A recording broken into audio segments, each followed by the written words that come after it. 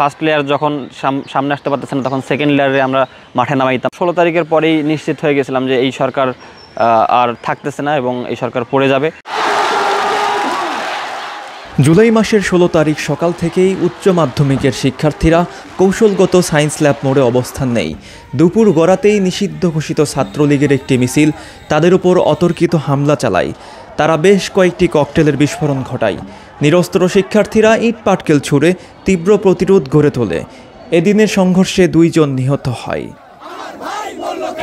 মারণঘাতী অস্ত্র আমাদের সামনে কয়েকদিন পড়ে গেছে, অর্থাৎ মাথার এখান থেকে ঢুকে গুলি এখান থেকে বের হয়ে গেছে, মানে খোরল হয়ে গেছে নিস্তা। মানে এমন একটা পরিস্থিতি হয়েছে, মানে আমাদের সকলের চোখ মুখ নাক কান জ্বলতেছিল মানে ওইটার ঘ্যাসে। এবং আমরা ওখানে প্রায় 8-10 মিনিটের মতো অবস্থান করছিলাম এবং বিভিন্ন ব্যানার ফিস্টন বা কাঠ যা পাইছি এগুলো দিয়ে ম্যাচ লাইট বা গ্যাস লাইটের মাধ্যমে আগুন জ্বেলে আমরা একটা মানে নিজেদেরকে বাঁচানোর জন্য বা শ্বাস নেওয়ার জন্য একটা চেষ্টা করছিলাম।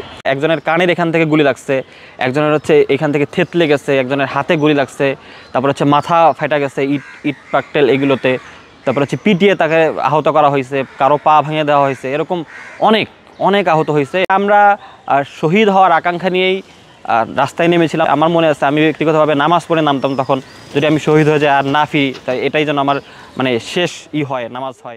জুলাই মাস জুড়ে এ জায়গা ছিল অপ্রতিরোধ্য। তারা নিজেদের নেতৃত্বে আন্দোলন চালিয়ে যায়। আশেপাশের কলেজগুলো এই এলাকা দখলে রেখেছিল। জুন মাসের 10 তারিখ থেকে আমাদের প্রথম কর্মসূচি ছিল এবং আমরা যখন প্রথম কর্মসূচি শুরু করি তখন খুব বেশি শিক্ষার্থী ছিল না। আমরা লাইব্রেরিতে গিয়ে ক্লাসরুমে গিয়ে অ্যানাউন্সমেন্ট দিয়ে শিক্ষার্থীদের নিয়ে আসতাম।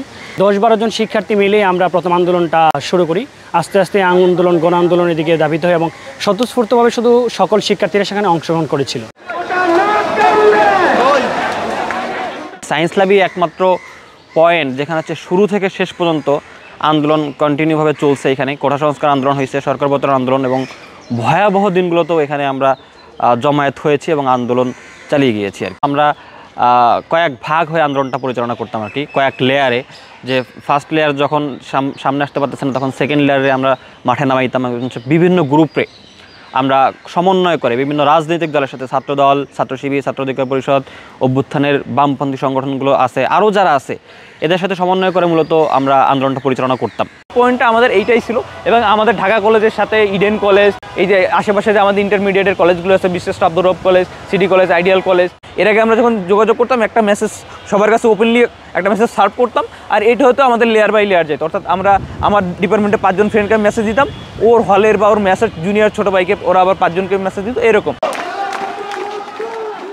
18 জুলাই দেশব্যাপী কমপ্লিট শাটডাউন কর্মসূচির ঘোষণা আসে। এদিন সায়েন্স ল্যাব আবারও সহিংস হয়ে ওঠে। কোটা সংস্কার আন্দোলনকারী পুলিশ ও ছাত্রলীগের মধ্যে ত্রিমুখী সংঘর্ষ বাধে, যা দ্রুতই এক যুদ্ধে পরিণত হয়। একের পর এক টিয়ার শেল ও সাউন্ড গ্রেনেডের বিস্ফোরণ ঘটতে থাকে। 15 তারিখে ঢাকা কলেজের ছাত্রলীগের একটা ছিল বা আপনার প্রোগ্রাম অন্তর্কোন্দোলনে কিন্তু একটা ছেলে মারা গেছে সবুজ নামে। ছাত্রলীগের সবুজ এখানে নিহত হয়। আমি যদি এই প্রসঙ্গটাতে বলি, ওই সময় যেটা হয়েছিল আমাদের কাছে যতটুকু তথ্য আছে যে এটা আওয়ামী লীগের উপর মহলের নির্দেশেই এই পরিকল্পিতভাবে এই হত্যাকাণ্ডটা ঘটানো হয়েছিল, কারণ তাদের একটা লাশ প্রয়োজন ছিল। তারা আন্দোলনটাকে ভিন্ন খাতে প্রবাহিত করার জন্য তারা নিজেরাই পরিকল্পিতভাবে ছাত্রলীগের যে সবুজ ছিল তাকে লাইব্রেরি থেকে নিয়ে গিয়ে ওখানে হত্যা করে এবং এই হত্যার মধ্যে দিয়ে আমাদের নামে মামলা টামলা করে, তারপর হচ্ছে আন্দোলনে বাধা দেওয়ার চেষ্টা করে। কিন্তু আমরা সকল ষড়যন্ত্র মোকাবেলা করে, শুধু ছাত্রলীগ ছিল না, এখানে হাজারীবাগ, কামরাঙ্গীচর, তারপর হচ্ছে কেরানীগঞ্জ, এই সমস্ত জায়গায় ছাত্রলীগ, যুবলীগ, স্বেচ্ছাসেবক লীগ এরাও এদের সাথে এসে যোগ দেয় এবং সশস্ত্র অবস্থায় আর কি। প্রচুর পরিমাণে পিস্তল ছিল, বন্দুক ছিল, তারপর হচ্ছে আরও বিভিন্ন ধরনের আগ্নেয়াস্ত্র তারা ব্যবহার করতো, রামদা, হকি স্টিক, এই ধরনের বিষয়গুলো কিন্তু তাদের সাথে ছিল। তারা প্রথম দিকে সাউন্ড গ্রেনেড, টিয়ার সেলের মধ্যে সীমাবদ্ধ থাকলেও আন্দোলনের এক পর্যায়ে তারা একদম মারণঘাতী, যে মানুষ মৃত্যু সুনিশ্চিত করতে যে ধরনের আগ্নেয়াস্ত্র ব্যবহার করা দরকার তারা ততটুকুই করছে একজন শিক্ষার্থীকে মারার জন্য। জুলাইয়ের 19 তারিখ এই দিনে আন্দোলন তীব্র আকার ধারণ করে। সেদিন দেশ জুড়ে নিহত হয় 29 জন, ঢাকার মধ্যে নিহত হয় 23 জন। এদিন আকাশে অবস্থান করছিল এক মরণঘাতী দানব হেলিকপ্টার। হঠাৎ গুলির শব্দ ভেসে আসে, শিক্ষার্থীরা প্রাণপণে দৌড়াতে থাকে। নিচে ছিল পুলিশ, এক প্রশিক্ষিত দমন যন্ত্র। টিয়ার শেলের ধোঁয়ায় ঢেকে যায় প্রজন্মের চোখ। শুধু একটাই শব্দ বারবার বাজছিল, চুপ করো, না হলে নিঃশেষ হয়ে যাবে। আমি 19শে জুলাই নয়া পল্টন কালভার্ট রোডে আমি গুলিবিদ্ধ হয়েছিলাম। পুলিশের গুলিতে আমার বাম হাতে বা হতে লেগে পিছন দিয়ে বের হয়ে গেছিল। প্রায় 3 মাসের মতন হাসপাতালে ছিলাম। আমার ব্যাপক মারা হয়েছে, আমার হাত পায়ের এগুলো প্লাস দিয়ে কিন্তু চেপে দেওয়া হয়েছে। আমার এগুলো থেকে ব্লাড বের হয়ে ওসির রুম পুরা হয়ে গেছে, মানে রক্তে লাল হয়ে গেছে। আল জাজিরার রিপোর্ট অনুযায়ী শেখ হাসিনা পুলিশকে প্রাণঘাতী অস্ত্র ব্যবহারের নির্দেশ দিয়েছিলেন। একটি গোপন ফোন কল রেকর্ডিংয়ে বিক্ষোভ দমনে হেলিকপ্টার ব্যবহারের কথাও উল্লেখ করেছেন।